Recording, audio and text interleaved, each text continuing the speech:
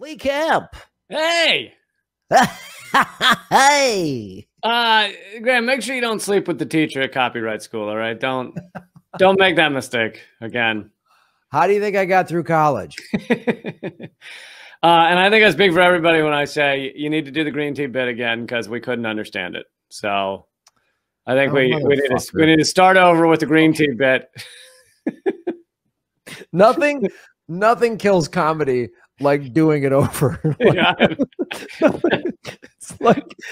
It's like in a nightclub if you screw up the punchline and you're like, oh, because if you try to do it again. Oh man, have you ever had a show where the mic is like fucking up, but like through the whole show? Oh, so you get to a punchline and then it cuts out and it comes back in and you make fun of that, but you can only make fun of that like 5 times before people are tired of making fun of that.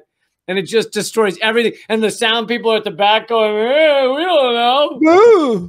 Oh, we're just a comedy club. It's not like the microphone and sound system are the most important part of our business.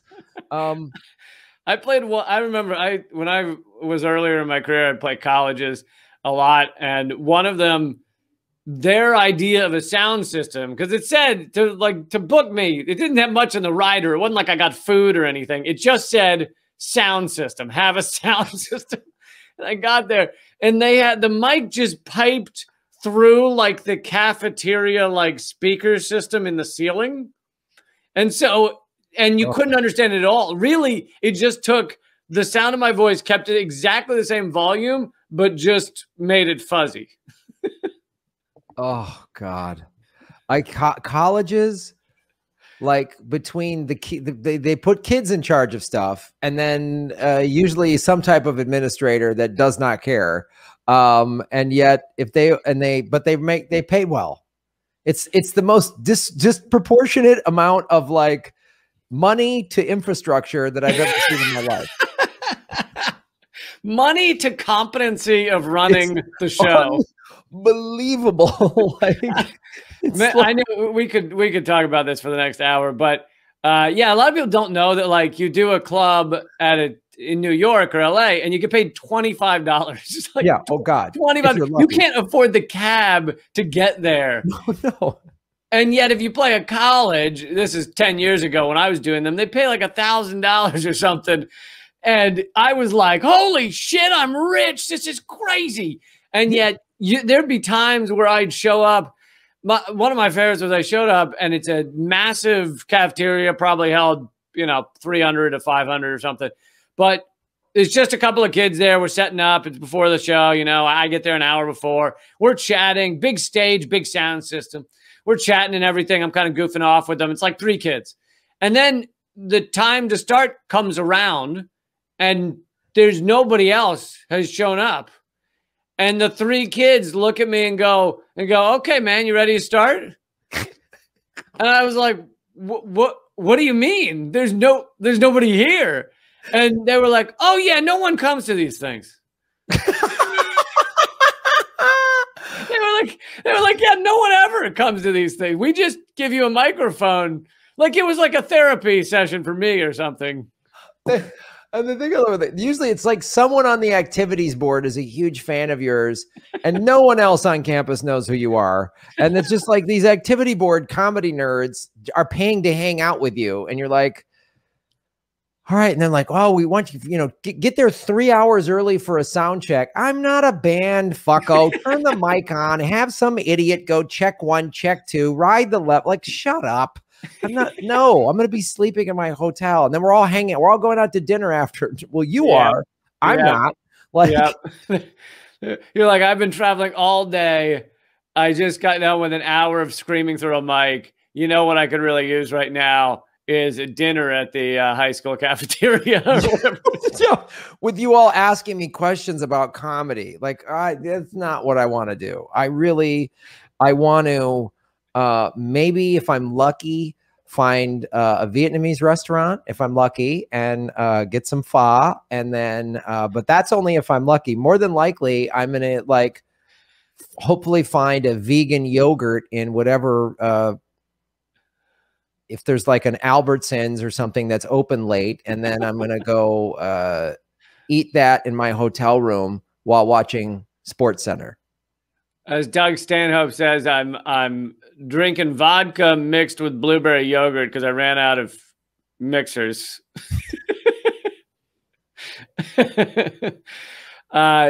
Yeah, and I remember when I was in college, I was on the committee, and I brought the comedians, and it was a larger college, so we had like Louis Black and stuff.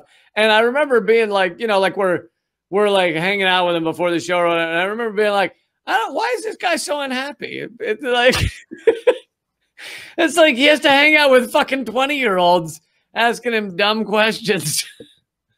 And they don't know, like, have nothing set up correctly or anything like that. That's why. And whatever, unless you went to like, but a lot of these colleges too, it's like, oh, it's great. So I got to take 2 planes and a 3-hour rental car ride to get to nowhere in the middle of state. Like I remember going to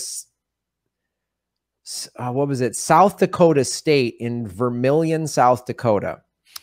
So we had to take 2 planes to get into the bustling metropolis of Sioux Falls, and then drove to Vermillion.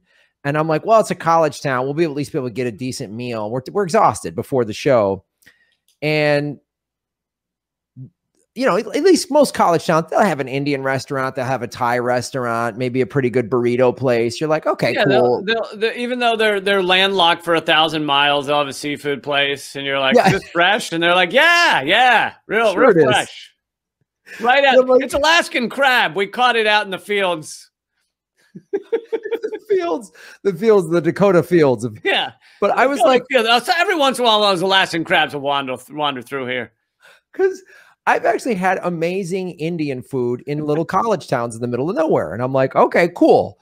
And so, but not in Vermillion, South Dakota. And we ate at like a Taco Steve's or something. And it was like, I remember I was starving and I was eating these like vegetarian tacos. They just have like put beans and cabbage in a shell, and I'm just eating that and drinking some horrifying, diet Pepsi or something. And I was just looking, and I was on the road with Doug Benson. So at least it was in like a big auditorium. We had a good crowd, but I'm just sitting there going, this isn't even food. I'm literally just putting space in my stomach to stop it from making noise. That's all I'm doing. Then you started eating the in-flight magazine that you'd carried with you just to fill up the stomach. I'm like, all right, well, let's, after the show, go to a gas station and I'll get a power bar or some kind of god-awful thing. Oh, those are the best moments in life where I realized that the gas station is where I'm getting my meal. And I'm like, and on top of that, I've been a vegetarian for years. And so it's like finding anything that's not the closest thing to vegetarian at a gas station for a meal is like a Kit Kat. Yeah, it is. It's like, and you got to read the label on the Mountain Dew to make sure it's not the bacon flavored one that you didn't know existed until you got to. Oh man, Code Bacon, dude! Code Bacon is the best.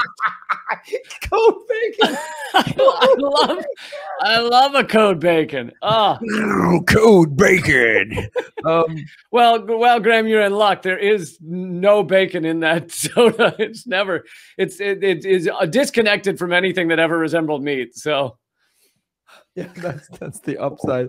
Yeah, that's the thing too. I'm a vegetarian as well. That's why I'm usually like, well, you can bank on an Indian restaurant in a college town or something, or like some Chinese food or something that you can like get some rice and vegetables and tofu or something. But man, when you're out of luck and you're just like, okay, protein bar and or just trail mix. I've had that, like trail mix, and then like some carrots in a bag, and I'm like, well, there's my salad for the. Well, I guess these zebra cakes are gonna be my meal. I don't know how much protein there is in a zebra cake, but this is it. Well, per my opening bit that got messed up, green tea, Edwin green tea. This brings me to my. You want to summarize all of what's wrong with America? It's Lipton's Diet Green Tea. Okay, here's why. So having been to these gas stations all throughout America, like you and I have, and any road comic has, and I really try to I used to drink Coca-Cola all the time, and I stopped, and I know Diet Coke is like just as bad for you. And I really try not to do it. Like when I'm really splurging or really tired, I'll go Coke Zero on the road. And that's when Ron Placone's like, oh my God, Graham is off the rails. So I try to, when I'm staying awake, drink green tea. It's really good for you. This is Itoin green tea. It's made from Japan. It's literally just green tea in a can.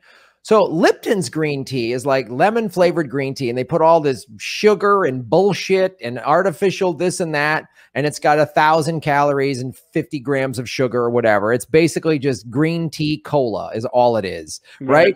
So then, well, with this, we need a diet version. So they take out the high fructose corn syrup and just the sugar, and then they put in, you know, aspartame and other, you know, cancer causing, rat murdering material or whatever. Yeah. And it's diet. And, you know, it's the stuff they scrape out of the pipe at the factory that makes tires. That's actually, yes, it is. That's what they sweeten it with. And so you're just swapping out like diabetes for cancer. Like those are the two options. And if it said that on the can, it was like, do you want your cancer cola or diabetes cola? Which one do you want? And then I'm like, I was like, I would love to go into the Lipton boardroom and go, hey, Lipton, you know, it's a really good way to make diet green tea. Green tea, you fuckos. Like, how hard is this? It's green. You know what they did? They took, this is going to sound crazy. They took green tea leaves, boiled it over water, and then put it in a can and made it cold. Right. Like, diet, let's look at this. Total fat, there's like almost no sodium, like literally nothing. There's no carbs, there's nothing. Well, Lipton wanted to take out the sugar but allow their fans to still get the sugar burning throat sensation, where the sugar is so strong that you feel like you've eaten fire ants. It's this, and that sums up America.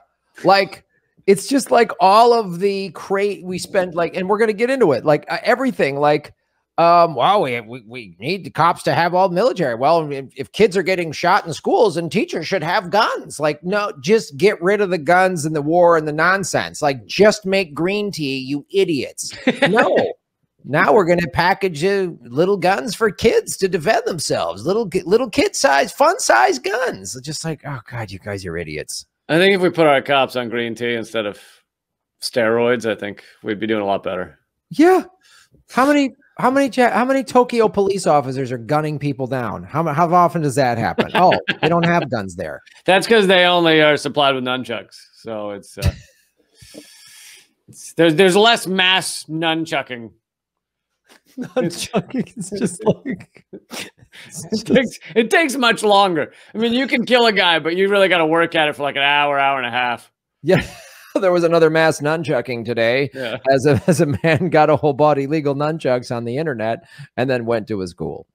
Well, folks, that was a pretty long government secrets preamble. This is Government Secrets episode 41 with Lee Carp and Graham Elwood. Green tea episode. And I think we're just we're going to see if we get to a second topic, but we're going to spend some time on and I know a lot of people wondering how do we pick our topics, and basically Graham and I we sit in a circle, which is tough with two people. We sit in a circle and we hold hands and we talk about things that make us cry, and then when we're really sobbing, that's when we're like, this is it. This is the funny. This is the hilarity right here. Yep, so today, Israel or Palestine.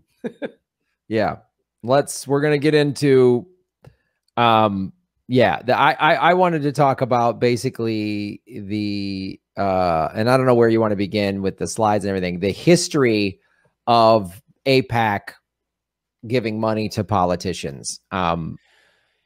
Yeah, I think well, let's get through. We'll get to AIPAC in a second. Let's. I don't know if I'm going to be able to line the slides up right, but let's just talk a little bit about what's happening. I mean, it's yet again, it is it's the ongoing, you know, Israel uses these settlements, quote unquote, to basically just take away land from Palestinians. And they've been, if you look at a map of how the land that Palestinians have called their own has decreased over the years since Israel was founded, which, by the way, happy anniversary, Israel.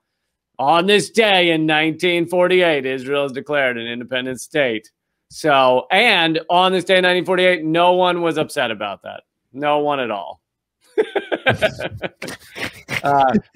Yeah, so some people are not fond of this day, that date. So, but they use these settlements to slowly take away the land from the Palestinians. So it's not like they just have decided the borders are done. They are constantly taking more land and kicking Palestinians off their land.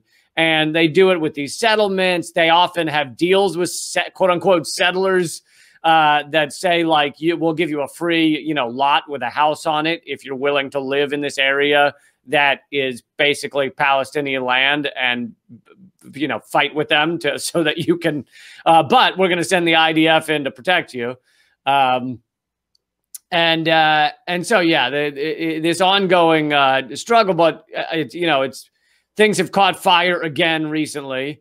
And the way the media describes it, as if it's a skirmish or it's a battle or both sides are fighting. Conflict. I mean, it's an obliteration every single time. Like, the numbers are so clear. It's, you know, Israel often kills thousands of people and the Palestinians kill 5 or something. The statistic that I just heard this morning, I believe it was on Democracy Now! They were interviewing someone that's follows this, and it's currently 11-1. 11 Palestinians die at the hands of Israel for every 1 Israeli that dies at the hands of Palestinians. Yeah, and that may be what's happening this time around. That even sounds low. I feel like it's more often like, you know, 30-1, but this time around so far it may be 11-1. And the other thing is, often who the Israelis are killing is they're bombing schools and shit, and so they say, well, there were human shields there. We couldn't get past the human shields, and it's like, you were bombing a school, assholes. That's not like. And they're like, well, we've almost gotten rid of all this human shield, so we think we're making progress on that front. Like, the human shields argument is the biggest load of shit. Well, there's so much hypocrisy. First of all, like, if they bomb mosques repeatedly, and yet if a Jewish temple gets attacked or defaced, it's international news. You know, we need to stop anti-Semitism. Okay, that's fair, but then they get to just bomb.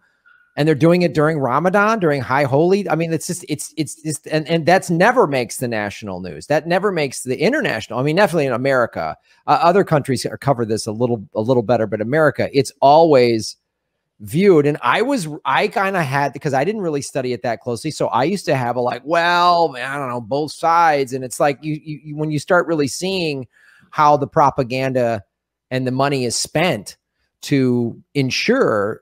And you see the language just in this last week from CNN and the New York Times, the way they just put that language in there to make it seem like it's complicated. It's 2 sides. There's a conflict. And it's like, you can't, it's not a conflict when an oppressive state is just bombing an open air apartheid prison, basically. Like, it's not, you can't have that. It's like if I were to go down to the park right now and take on the T-ball team that's practicing there and say, that's a fair match.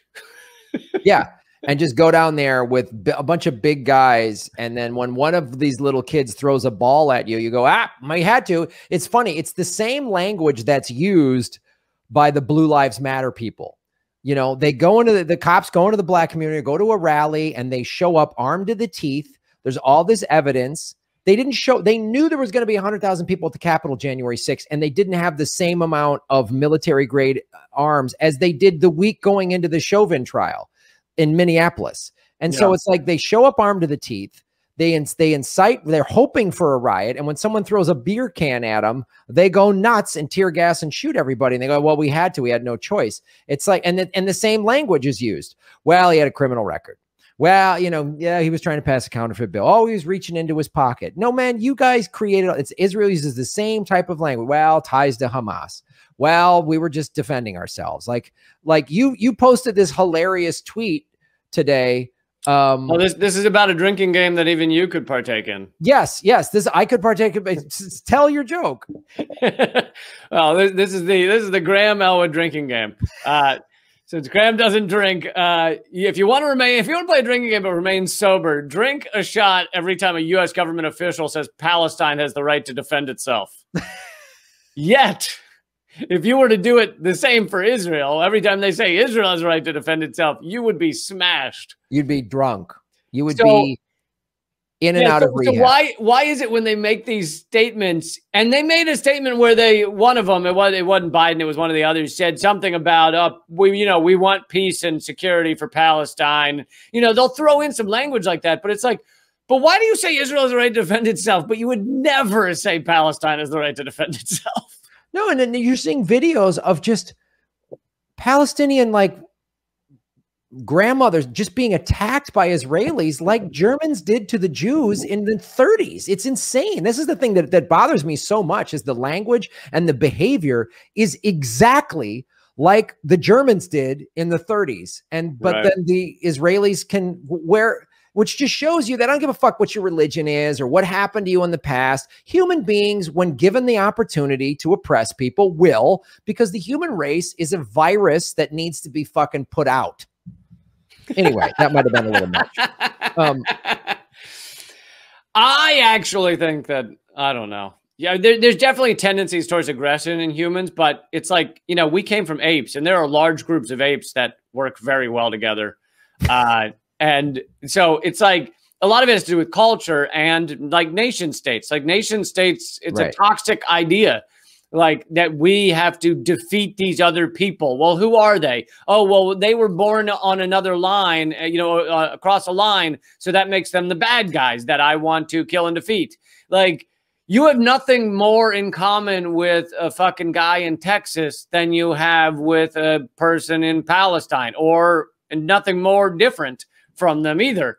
It's just we're told that, oh, we're in these little groups and this nation needs to hate that nation. And it's, and actually this brings me to one of the slides. If you want to just share my screen, I can just put it up there. So this is Rachel Maddow, speaking of toxic nationalism. So this is Jeremy Scahill tweeted this out. He does stuff for The Intercept, and he did a search. It's tough to see where the search is. The search is the word Israel. And over the past month, Rachel Maddow has, and the computer, the website came back with, there are no exact matches for your search. He then did a search for Gaza over Rachel Maddow show over the past month. And it came back with, there are no exact matches for your search. Meaning, and this was yesterday, meaning Rachel Maddow is not at all touching the Israel topic because and defending Palestinians, talking about the genocide, talking about apartheid state. She won't cover any of that. However, if you were to do a search on that same page for Russia, you would find, 27 stories in the past 2 weeks about how Russia, ate her lunch or something. And so, like, that's what our mainstream media does, is they often, when these things are happening, when Israel is just crushing Palestinians, they just try and not talk about it. And then in the rare moment they do talk about it, and I can't remember if we have this slide, maybe. Oh, damn it. Anyway,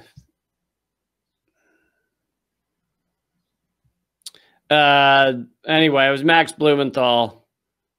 If I can't find it, I'll just keep going. But it was Max Blumenthal saying that, and it's something I've brought up on Redacted tonight as well. You can bring down that screen. It was something Max Blumenthal said, and I've covered on Redacted tonight, that when they cover Israel and Palestine, they say Israelis were killed by Hamas or by rocket fire or by Palestinians, yet Palestinians have died. So they'd say 5 Palestinians have died in the skirmish. And they say, you know, 1 Israeli was killed by Palestinians. So they very clearly say who the perpetrator is when it's an Israeli who's died. Yet, as all of these, you know, men, women, children, innocent people are being killed in Palestine and Gaza, they keep saying have died. This vague, you know, who knows? Who knows who it was? Oh, maybe they tripped on a rock. Maybe they fell down some stairs. They just have died. And this is careful language. Like, it's done again and again and again. It's not an accident. Yeah, it's deliberate. And I think, and part of that is, we've been giving them $3 billion for years, decades. I mean, there's that clip of Biden that's been passing around from 1986, where he's it's the best $3 billion we've ever spent. If we didn't have an Israel, we'd have to invent one. And so, but also you want to talk about AIPAC. Now I maybe bring up that slide that we have of the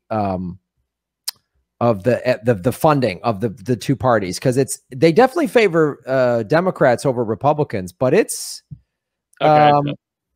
It's up there now. There it is. So look at this. Look at this. So the blue is obviously the Democrats and the red is the Republicans, but they have no problem giving a fair amount of money to Republicans as well. That's why neither party is going to come out and say this. And you look at whenever there's, you know, like, okay, you know, a Republican gets in the White House, like Trump. All right, they'll lean a little more on they'll give a little more to the Republicans.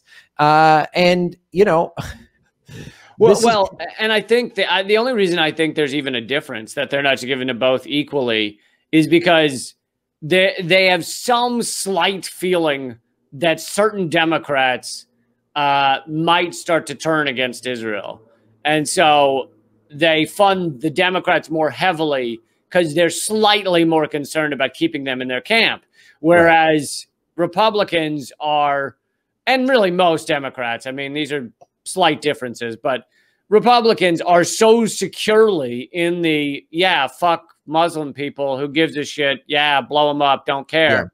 And many of the Democrats are as well. But I think that's why there's even a difference at all in that funding. And something else people should know is that many of these evangelicals, like Pompeo, like Mike Pence, they, quote unquote, support Israel because they believe that all the Jews, meaning even American Jews, need to be in Israel for the end times to come about so that the Jews can be burned in a fiery hell.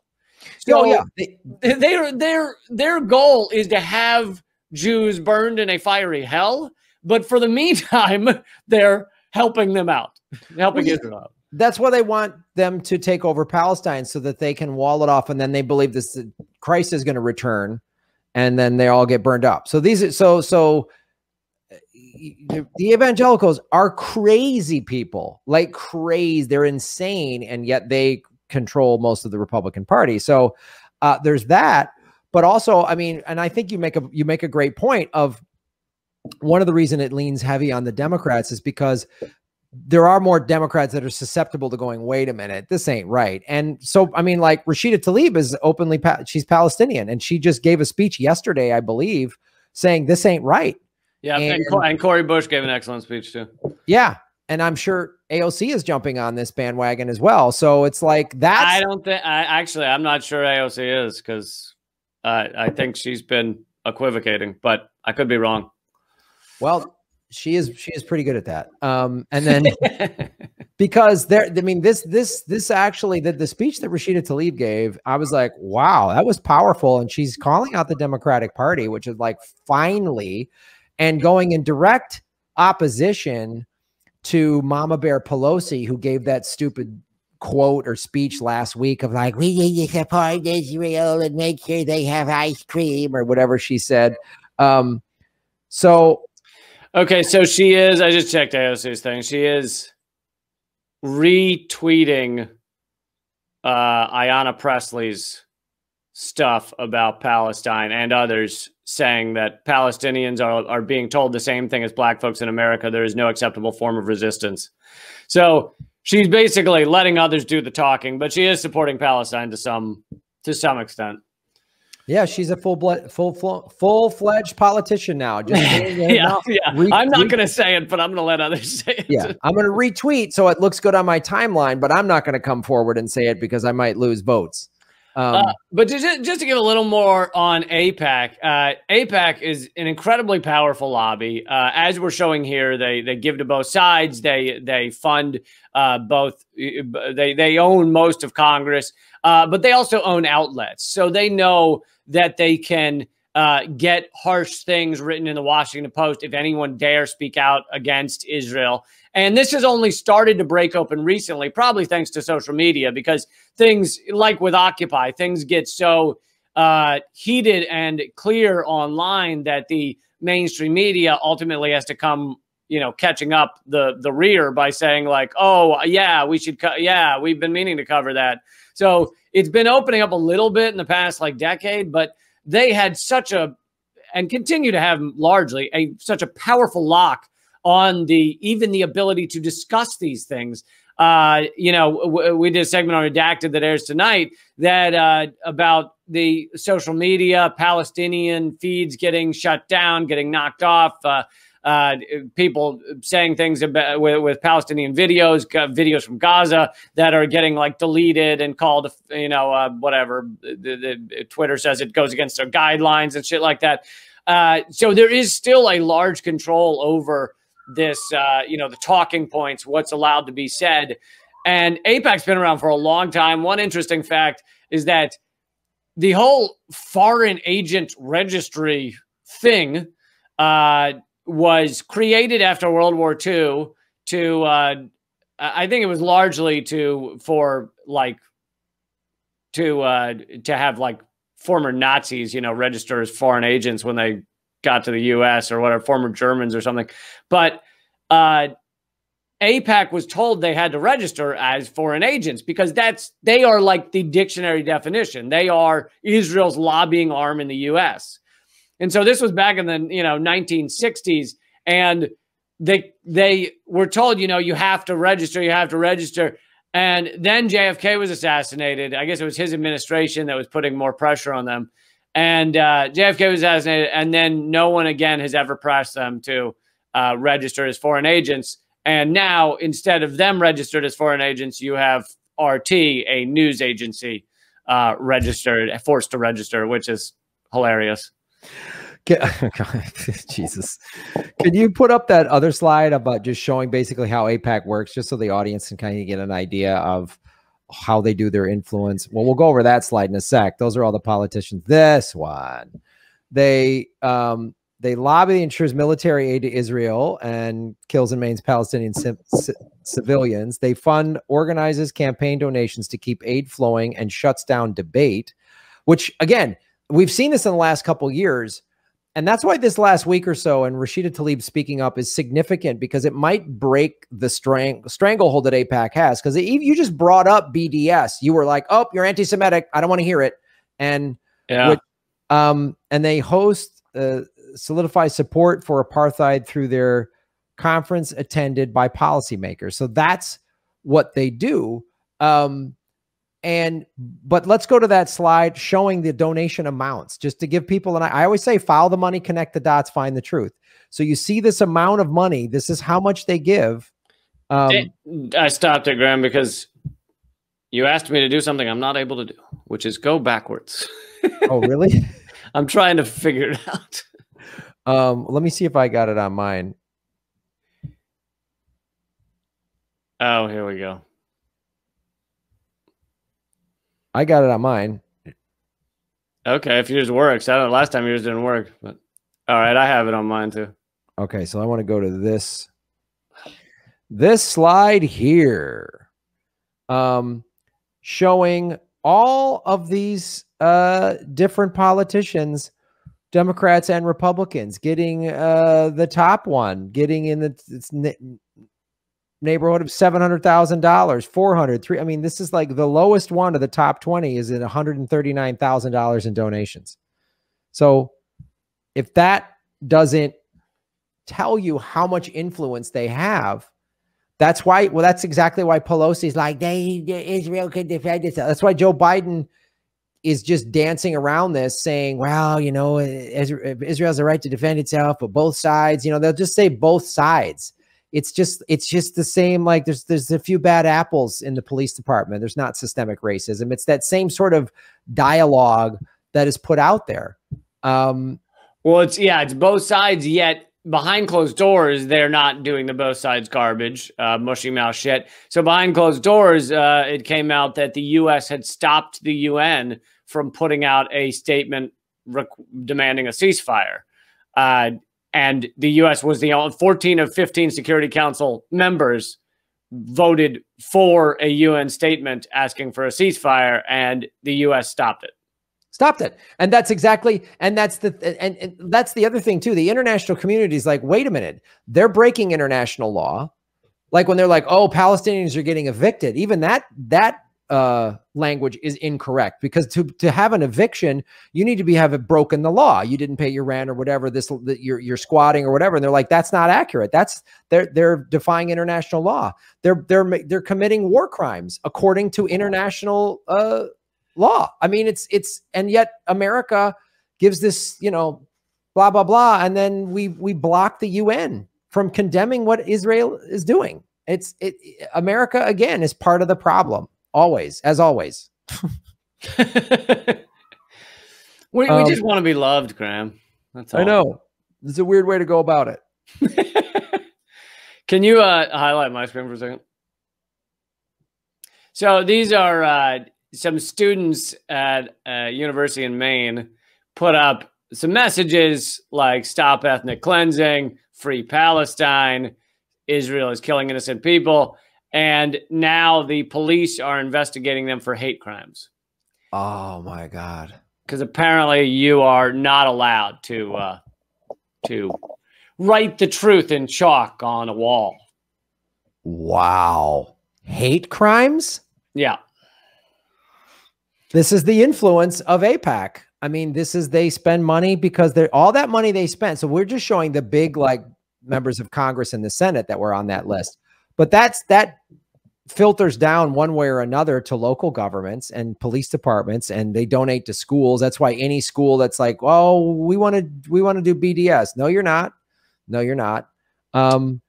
Right. And they've gotten several states, you know, Abby Martin and the ACLU are in this lawsuit where they've gotten several states to force contractors from out of state to sign something saying like they'll never support the BDS movement. So in order to get paid in that state, so in Abby Martin's case, it was Georgia. She was going to go give a speech. They were going to pay her.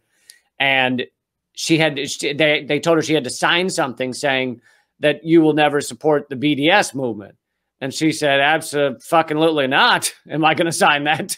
And they wouldn't. So then they wouldn't let her work there. She had to pull out, and now they're going through the courts with Georgia. I mean, it's completely against freedom of speech. It's disgusting. God.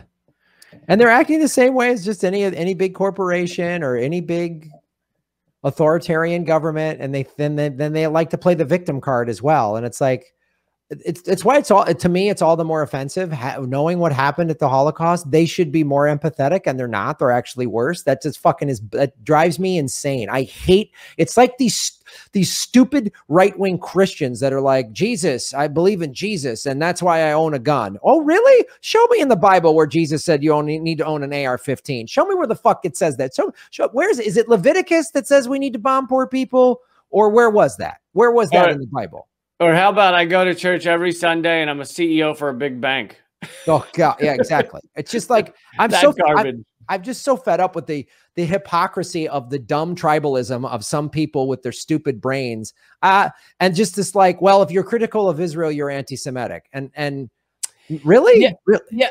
I wanted to get into that. Maybe we should play a round of, is it anti-Semitic?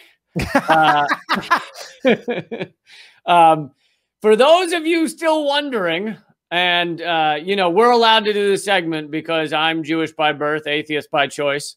But, you know, unlike some other religions, Jew doesn't wash off, so it sticks. So, but for those of you wondering, and you can use it when you play the home game, is it anti-Semitic? You can use this these rules, you know, so that you know for yourself. Criticizing Israel's policies is not anti-Semitic.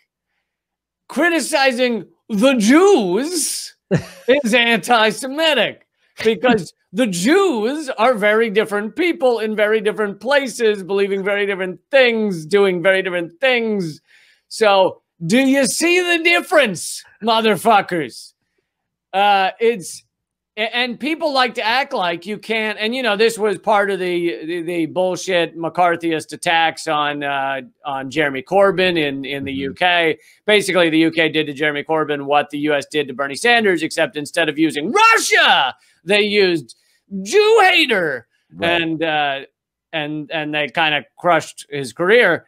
But basically, he was critical of Israel, and he'd either supported or allowed for people who were speaking on Palestinian rights, Palestinian justice, those kind of things.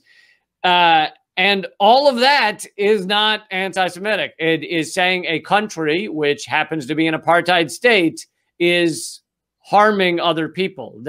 Israel is the oppressor, and the Palestinians are the oppressed.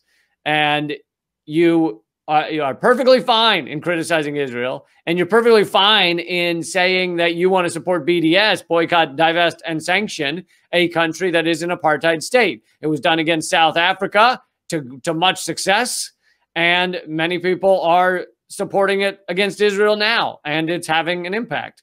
And so that's the difference. And if you and you know, the term Zionist confuses a lot of people, because a lot of awful human beings like to use the term Zionist, and they are anti-Semitic, but they're not. That term is not anti-Semitic. It means you know, supporters of the Jewish state.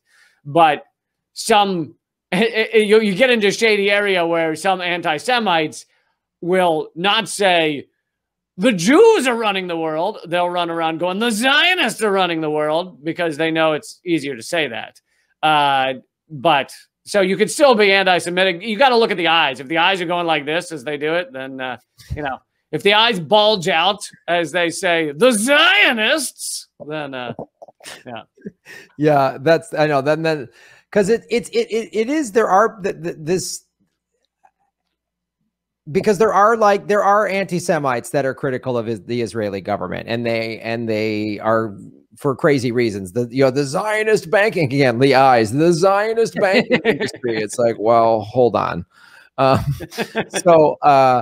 But yeah, to be critical of Israeli policy, and Netanyahu is a right-wing leader. He's a right-wing government that is in power. It's totally okay to be critical of them. And also then, as a guy that's not Jewish, the two things that pop to mind, first of all, are when I'm told, Graham, you don't get it. It's too complicated. And I'm patted on the head as, oh, you little goy, you don't understand it. I'm always like, okay. Yeah. Oh, dude, there was a great Onion headline for that. They said Palestinian who just had her family killed with a bomb is comforted to know that the issue is quite complicated. Quite complicated. Well, it's funny. I found this organization a year or so ago, and I've covered it. I even played a clip of it yesterday or the day before. Breaking the Silence is ex-Israeli soldiers coming forward. And if you want to go, it's breaking the silence .com.il. And it's ex-Israeli soldiers. And one of the first interviews I watched on that website was this guy going, yeah, that's a bullshit trope that they say, oh, it's not complicated. We're oppressing them and it's not right. It's ex-Israeli soldiers who feel bad and guilty of how they were raised. They're like, you're propagandized to believe the Palestinians are less than us as Israelis. You're taught it's okay. This one ex-female soldier gave a story about shooting this old Palestinian man's sheep. And it was like, they were laughing and it was like a video game, and she just felt really awful about it. So I'm always like, whenever I get that, like, oh, it's complicated, I go, okay, tell the ex-Israeli soldier they don't get it. You can tell that to me, and okay, I've never been to Israel and I'm not Jewish, and okay. I want you to say that. I want you to say that to an ex-Israeli soldier. I want to see that. I'd like to live stream that conversation, quite honestly, and see how that shakes out. So that's what yeah, no, you're making great points. And it's funny because as they say, oh, it's complicated. The truth is, if you dig into it more, it just gets worse. It gets uglier. Yeah. Like if you start to learn the facts about Gaza and the facts that it's incredibly hard to find clean water there. They often only have 4 hours of electricity a day because Israel cuts off their electricity. They can't get out for many things or get supplies in. The best coverage the best coverage of this I've seen was Abby Martin's film Killing Gaza, which she just made free on YouTube. So after Gaza Fights for Freedom. Sorry, Gaza Fights for Freedom. Killing Gaza was Dan Cohen's, I think. So you should watch both. Gaza Fights for Freedom, which is now free on YouTube. So everybody should watch it after this. And the other point I want to bring up is someone who's like, I was raised Jewish. We were raised to support Israel no matter what. I'm like, yeah, I get that. And they're like, oh, you don't understand. Really? No, I was raised Irish Catholic. I was told the Catholic Church is never, I mean, you want to know what it's like being Irish Catholic in a seriously devout Irish Catholic home? If you came home as a kid and said the priest touched me and molested me, you got slapped in the face because the priest was as powerful as God. So I have a real good understanding of being raised in an environment where you're told crazy bullshit and you just believe it. So I'm no longer a Catholic for the fact that they, and again, similar type language, few bad apples. No. The Vatican covered that up. Dude, it even blew my mind as much as I know about it. You know the movie Spotlight? Yes. They get to the end and they scroll through all the cities that had, priests that were moved around or arrested or whatever else. It's like every city in America. The list just keeps going and going and going and going. It's every city in America. It's all throughout Europe, in the UK, New Zealand, Australia. One of the things they would do too is they would then ship these pedophile priests to like third world countries in Africa and stuff like that, and they would cover it up. And then if you watch the movie Spotlight's amazing, and then if you watch the documentary series The Keepers is a specific in, I think, Baltimore. But this is a thing the Catholic Church has done repeatedly, and they hire. So this woman in The Keepers had repressed memories come forward of she went to a Catholic school and being raped at this Catholic school by priests. And the Catholic Church hired lawyers and experts to say that repressed memories aren't accurate. They're not real. And so it's the same sort of, they're spending money. And then it's that same thing too. I mean, there's that scene in Spotlight where he's at some Catholic charities. And they go, hey, look at all the good look at all the good work that your Catholic Church has done. Oh, that makes it okay to rape kids and cover it up. Totally cool. It's just like, hey, Hamas, sent some homemade rocket. You mean in response to the 15 fucking laser guided missiles you bought from the US? That's the same thing. I'm just tired of it. So if you grew up defending things, like I just I'm so fed up with this. I'm going to support my team no matter what. You're a fucking sucker. You're a dumb sucker. So if you still, I have a joke in my act. I used to make fun of the Catholic Church in my act. And if it offends you, if you're a Catholic, hey, Graham, I would say go to your local confessional, say, dear Father, for I have sinned. I've committed the sin of still practicing Catholicism. So wake up, stop supporting Israel. They're fucking hurting people. America sucks. It's fucking setting the world on fire. And don't drink Lipton green tea because it's full of bullshit. All very well said. Couple of quick government secrets to throw in there. I do bits on it as well, on the priest scandal and shit. Whatever the report was a couple years ago, it was a Pennsylvania grand jury report found that 300 priests across Pennsylvania had molested 1,000 or over 1,000 children. And I was like, you know, the bit I do in my act is like, you know, that's just the kids that came forward as adults. So that's not even the actual. And I was like, and so why is the church still a thing? Like, how many thousands of kids have to be molested or raped before an organization is shut down? I would argue it is 1,000 kids. That is it. You get 1,000. It's crazy, man. It's just like, but no, it's so fucked up that it keeps going. And if you can, well, hold on, I gotta share it first. You were talking about like what they're doing even today, and this just came out last year. Do you see it now? yes. This just came out, well, 2019. Catholic Church spent $10.5 million to lobby against legislation that would benefit victims of child sex abuse. And this is the same, this is insanity. And it's the same insanity that AIPAC does. And honestly, if you're a Catholic or Jewish or pro-Israel or whatever, and you really believe in these things, wouldn't you of all people want them to act better? Like, wouldn't you, if you're like, you know, I grew up, I'm Jewish, I'm proud of my faith, I really support Israel, and what Israel is doing to Palestine is offensive to me, and it goes against what Judaism is, so I am going to speak up and say this is wrong, and rather than I'm just going to defend my team. I hate that defend my team shit. I hate it. It's so stupid. It's small-minded, and it's why apes working together in the jungle are better than us. So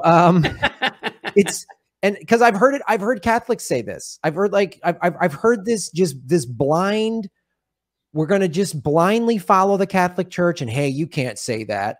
Really? I can't say that. I can't say that. You're just mad because I'm calling out your bullshit. And then rather than using critical analysis and going, wow, maybe I need to reevaluate. I need to reevaluate and come from a different point of view. I've had to do a lot of reevaluating in the last couple of years as a white male, going, man, there is way more areas of white privilege that I didn't realize I had that I really need to own up to. Not the least of which is I got pulled over in high school by the cops for being a juvenile delinquent. I got a slap on the wrist because we were a bunch of white kids in Evanston, Illinois, where the uncle and father of Jacob Blake, we all went to the same high school. So had they been pulled over, we all know that it gets treated differently. So like, if you can't recognize this and you can't look at your own society or culture or religion and go, man, this ain't right, and you're just going to blindly defend it, you're in a cult. You're in a cult. So I don't know what to tell you. You're in a cult, you're just as crazy as the MAGA hat wearer, just as crazy. And it's just not as overt. And I don't know, maybe we should just have you lobotomized and just turn you into a worker because you can't use your brain correctly. So you shouldn't have that much equipment in your head. I'm down for that. Yeah. It's a good call. I'm sorry. Today's episode got a little ranty, but note to self: only bring up the Catholic Church if you're ready for Graham to be wound up. Literally, let's talk about Mossad. You want me to weave this one in? Go, Jay. Whose dad worked for Mossad? Wait a minute. Oh, Ghislaine Maxwell's dad worked for Mossad. Weird. True. And Ghislaine Maxwell's dad, what was his name again? I don't know. Johnny Maxwell. Frankie Maxwell. Ghislaine Maxwell's dad got the equivalent of an Israeli royal funeral. Like they gave him like a grand Israeli funeral. Yeah. And is she going to get that? I mean, I'm just tired of people in power abusing their power. And I don't care who it is. I don't care if it's a cop. I don't care if it's a church or religion or a government or the billionaire ruling class. I'm really done with it, man. I'm just done. And if you can't say this is wrong and stand up, then you have no soul. So you are the Diet Lipton green tea of the world. Yeah, something I talked about on Redacted tonight. Well, it airs tonight. Is, you know, people want to, and it's what you're saying basically, is people want to claim, oh, Biden's being progressive because he said people deserve $15 minimum wage or whatever. And I'm like, look, that dude and his administration, as well as Trump and Obama and et cetera, crossed a moral line. Okay. They are fine with bombing fucking innocent people around the world, fine with obliterating children, fine with what Israel is doing, fine with the tens of thousands dying from our economic wars on Venezuela or Iran or other countries. And if they're going to do all that, I don't give a fuck what else they do. I'm not celebrating them. It's like, you don't, like, if someone's fucking strangling a child, but they're also, you know, like literally like strangling to death, killing a kid, but in the other hand, they're selling churros. You don't just go up and go, yeah, I'll take a couple churros. And they go, here you go. And then they kill the kid, and they're like, here's the churros. And like, would you do that, or would you be like, wait, you just killed a fucking kid? And so if their response is, yeah, there's nothing to do with the churros, then you're gonna be like, oh, okay, good point. Good point. This is excellent. I'm going to tell everybody else to check out this kiosk. Like, no, so they've crossed a moral line. It's like I'm not fucking supporting mass murderers. I know they're mass murder. It's really, I mean, it's literally like, well, the reason I voted for Ted Bundy over Jeffrey Dahmer was Bundy didn't eat his victims. He's not a monster. He just bashed their heads in and lied about it and defended himself like a crazy person, but he didn't eat them. I mean, come on, Lee. No, that's creepy. That's creepy. That's creepy. Being a serial killer, I mean, hey, that's the cost of doing business. You know, there's two sides. You know, it's complicated. Ted Bundy murdering people is complicated, but he didn't eat, at least he didn't eat them. No. And by the way, one more headline we should get to. This is from 2018 about Bernie Sanders when he was on the campaign trail. Israel demanded a correction from Bernie Sanders. They wanted him to correct his statement by saying they had only killed 532 Palestinian children in the summer of 2014. Because he had said that 10,000 Palestinians had been killed. And they said, whoa, whoa, whoa. Because it turned out it was 10,000 injured. And they said, whoa, we only killed 532 Palestinian children. 532 in a summer. And this is people living in an open-air prison. They can't escape. The fuck? It's the crazy. It's like the... Hey, cops kill unarmed white people too. Like, you know, it's that thing of like, it's like if you said, Graham, you broke into my home, you vandalized everything, you smashed stuff, you stole money, you hacked my computer, you emptied my bank accounts, you ate my food, and then you stole my car. And I went, whoa, Lee, I didn't eat your food. Hey, come on, pal. Let's not cross a line here. Like, it's like, I didn't touch the food. And it's such a like calculated distraction. Like, this is what defense attorneys do when they know they have a guilty client and they're just trying to like get you off of, like, let's argue about this other minor thing or this other thing rather than the actual atrocities that was committed. You know what I mean? It's now we're talking about, oh, Bernie Sanders should have said 10,000 injured. And that was a huge crime that Bernie Sanders committed. Yeah, we killed 532 and injured 10,000. But Bernie Sanders just got his words wrong on a campaign speech that he gives 5 of those a day. And he's in his 80s. Oh, wow. That's crazy. 70s or whatever. Anyway, what else? Is there more for us to talk about? I think we've covered a lot of it. I highly recommend, if people want to learn more about Gaza, they watch Gaza Fights for Freedom and Killing Gaza. Both great movies with far more detail than we have time to get into. But something else that always blew my mind that you never hear people talk about is that 50% of Palestinians are under 18. So it's a nation of children, like largely children, and they're all being shot at with fucking missiles that the United States is paying for. $10 million a day the United States gives to Israel. But, you know, they can't cover your health care, but they can give that to Israel a day. Sorry, how are we going to pay for healthcare? Healthcare are ponies. Healthcare and you know, free college are ponies. But we have money for Israel, by the way, who still will not acknowledge the Armenian genocide. If that's not the biggest hypocrisy I've ever heard, they won't acknowledge the Armenian genocide. Because what are they afraid of? Then they lose their victimhood from their genocide, or what does that mean? I mean, I'd love to see. You don't want other genocides competing with you for the limelight. You know, like you want if you've collected like the Genocide of the Year award, you don't want some other guy being like, hey, what about us? You're like, shut up. Hey, Israel, is colonialists stealing Native American land? Is that complicated? There are two sides to that, and how that happened. Is that you don't understand it? Like, walk me through that. Anyway, this yeah, this is why I really had to drink green tea before the episode. Did that help, or did that hurt?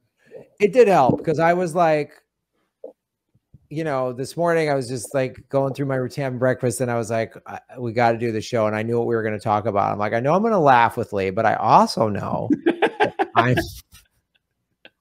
going to dig into what priests have done. I'm going to really show why you shouldn't be in favor of Israel or the Catholic Church. And I'm going to draw those connections because I like doing that. And I wove a little Epstein in, so I knew it was going to be a... That'll give you a jump in your step tomorrow. I got Epstein into the episode. If that's not a can of green tea, Lee, I don't know what is. So yeah, that was a good episode. And how excited to jump out of bed were you when you found out that Bill Gates is getting divorced because of his connections to Epstein? Oh my God. I was like, I got like 15 text messages. One of them was from you. Everyone was like, dude. And I was like, here we go. I was like, yes. And all of these mainstream news outlets reported that was one of the reasons. So someone leaked within Melinda Gates' camp that that's one of the reasons, and that she's been feeling this way since 2019. And yet I had a video pulled talking about Bill Gates, and I have a copyright strike. Well, because it was fake news when you did it. When CNN does it, that makes it legit. That's right. It's because I don't wear a sport coat like Brian Williams and get excited about war. That's all. Maybe that's it. Maybe that's why it just doesn't happen to Kyle Kalinske and Jimmy Dores, because they wear nicer shirts. Yeah, you got to wear a fedora or whatever it is Jimmy wears. Fedora? Whatever that hat is he has on sometimes. Oh, Jimmy's hat? Yeah, Jimmy's hat. That's what makes people know it's legit. Well, he looks like a guy like handicapping horses. You know what I mean? When he wears that hat. He's like, oh, that one's a mutter. That's just like Gypsy's Pride in the Third. I'll give you 4-1. Like, that's what it looks like. Well, yeah. Well, I was excited. Yeah. Oh man, you have Jimmy interviewing Greg Palast, and that would be quite the battle of the hats. Battle of the hats. I don't know who would win that one. It's the battle of the hats between Greg Palast and Jimmy Dore. Hat on hat. Who will survive? Hot hat on hat action. 2 hats enter, 1 leaves. 2 hats, 1 cap. Oh my God. Well, all right, buddy. What do you got cooking? I guess we're yeah, I think we did it. I got a new episode of Redacted tonight. Everybody can check that out. The first portion goes up at youtube.com/redacted tonight, but the full episode's at portable.tv. If you just go to portable.tv and scroll down, you'll see the Redacted Tonight section. But all my stuff's at leecamp.com. And I'd say that's the main thing. Check out my other podcast, Common Censored, as well. Lee Camp, one of the hardest working people in indie media, did Redacted today, did an RT segment, and then you're doing Government Secrets. That's yeah, and then I'm gonna hang myself. So I got the noose ready to go. Well, live stream it so you get good clicks or whatever. You know, and, what I mean? And title it "Breaking News."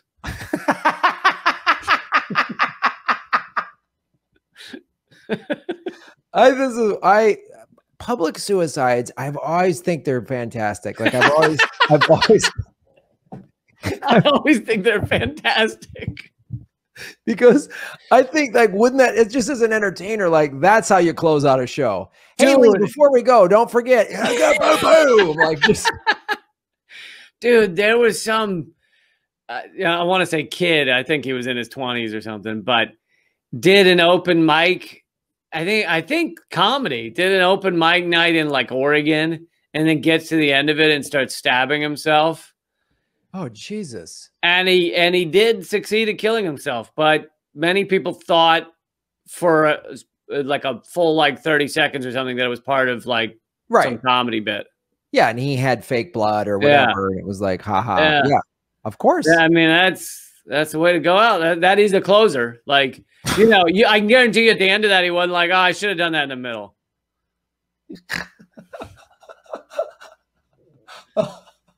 Oh, do you think like when he died and whatever the afterlife is, he's like, oh, I messed up the wording on that. And my delivery was just slightly off. I should have paused between the second and third knife cut. Or did he just remember some other bit? He's like, oh, I should have done the cat food bit before it. I knew I forgot something. Before 2 bits before the stabbing, I was going to talk about my cat, how she always licks her butt. Damn it. I was going to do cat food and then that bus driver bit and then murder myself. And I went right from bus driver. Damn it. Shit. I was too excited to get to the ending. Yeah. This is one of the, I'll just tell this story real quick because it's really fun.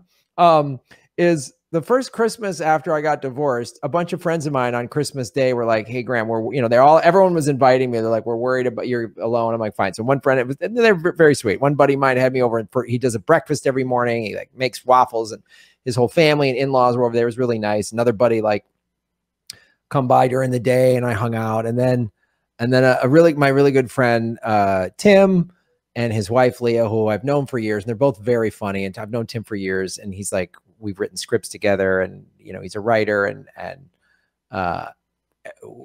we just had a great night. We laughed. They're both vegans. We had this vegan Christmas dinner and we just laughed. I had what a great, and I was driving home and I thought, really, going through divorce sucks. And this could have been really, but I got really great friends and this is awesome. And it was so great to see everybody. And then I hadn't seen my friend Tim's wife in forever. We laughed and had a great time. And then I started, this is only a comedian would come up with this. I thought, wouldn't it be hilarious if I know where this is going, if I kill myself and then blame them in the suicide note, and just for the rest of their lives, like, we don't know. We laughed all night. There was no sign. We had no idea. I don't know what we said. I don't even know that you'd need the note. If they just found out he went straight into a bridge embankment the moment he got out of here, like, I don't know that you need the note.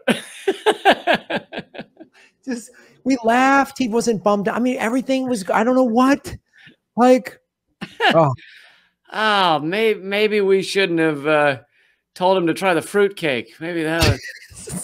I thought he liked vegan ice cream. I didn't know. I mean, I don't get it. I don't know. And that's like, that would be I laughed. I drove home and comedians are so like fucking in to their shit that you were probably thinking like, it would almost be worth it.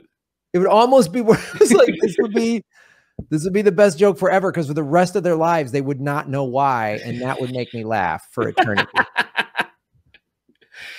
And that would make me happy inside of whatever void I'm floating in. Whatever neutral zone or whatever happens when you die, I will be laughing at that. So anyway, in addition to following Lee Camp and all of his stuff, you can go to GrahamElwood.com where you can watch. Actually, my movie L'Afghanistan is available at rockfin.com/GrahamElwood. And at GrahamElwood.com, you get all my stuff. I have a show. I'm headlining my first time in 15 months at the Blue Note in Waikiki. So if you're come on out to Oahu and celebrate my first headlining set, doing 2 shows. Yeah, I'm excited. So all that's at GrahamElwood.com. And then join Rockfin so you can watch Lee and I on Rockfin. And yeah. That's our show, right? All right, man. Secrets. End of episode 41. Thanks a lot, man. I'll see you later. All right, buddy. Have a good weekend. You too.